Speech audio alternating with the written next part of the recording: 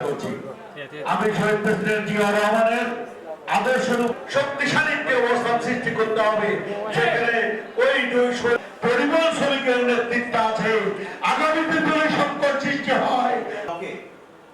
5টি পরিবারের 18 সদস্য সহ পুরো বাড়ি এবং সংস্কৃত মনা শিক্ষিত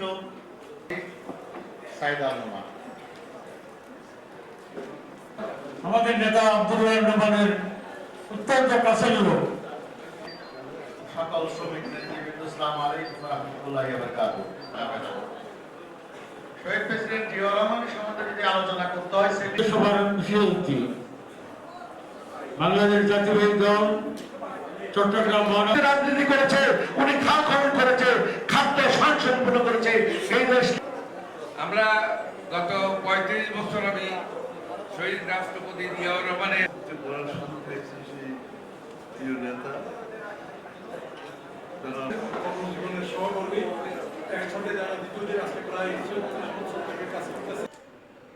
জাতীয়তাবাদী চিন্তা চেতনা যতবার আমরা সেগুলো নিয়ে ফিলসফি নিয়ে আলাপ করব, ততবার যেন শহীদ প্রেসিডেন্ট জিয়াউর রহমানকে তার যোগ্য আসনে বসিয়ে আমরা সেই আলাপ শুরু করি।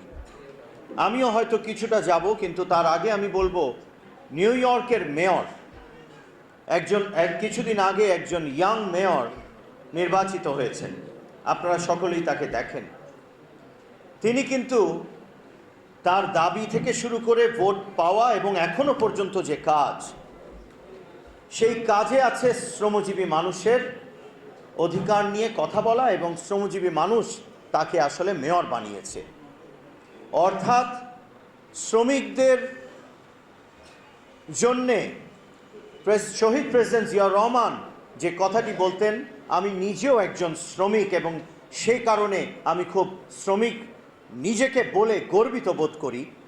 এবং তাদের জন্য তিনি কাজ করেছেন, গ্রামীণ অর্থনীতি থেকে শুরু করে এই যে গার্মেন্টস সেক্টর বাংলাদেশে, তার হাত দিয়ে শুরু, পাটের সেই সময়ে সবগুলো পাটের যে পাট শিল্পকে পুরোপুরি একেবারে পুনর্জাগরিত করা, এবং ম্যান পাওয়ার অর্থাৎ শ্রমিকদেরকে বিদেশে পাঠিয়ে রেমিটেন্স এবং বৈদেশিক মুদ্রা অর্জন বাড়ানো, এই সকল কিছুর মাঝে কৃষকদের দাবি পূরণ এবং কৃষি খাতে একটি অসাধারণ ভূমিকা রাষ্ট্রনায়ক হয়ে ঘরে ঘরে আসলে মাঠে ময়দানে খেতে খেতে গিয়ে তিনি কাজ করতেন। খাল খনন, পল্লী বিদ্যুতের যে ইন্ট্রোডাকশন, প্রত্যেকটা কার্যক্রমের মাঝে ছিল শ্রমজীবী মানুষ। এবং মার্টিন লুথার কিং আমেরিকায় যে স্বপ্ন দেখিয়েছেন এবং নিজে দেখেছেন, যেটা বলেছেন, আই হ্যাভ আ ড্রিম।